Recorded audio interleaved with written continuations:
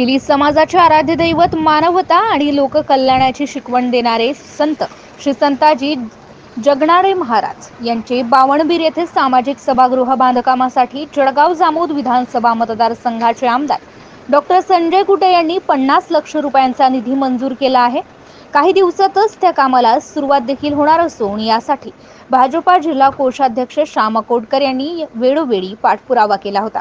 तेली समाजाचे दैवत संत श्री संताजी महाराज यांचे मोठे सभागृह बावणबीर येथे होणार या आनंदात येथील समाज बांधवांनी 7 ऑगस्ट रोजी फटाक्यांची आतिषबाजी करून उत्साह साजरा केलाय। त्याच अनुषंगाने 9 ऑगस्ट रोजी आमदार संजय कुटे यांच्या निवासस्थानी जाऊन शाल व श्रीफळ देऊन तेली समाज बांधवांनी त्यांचा सत्कार केलाय व त्याचे आभार मानले।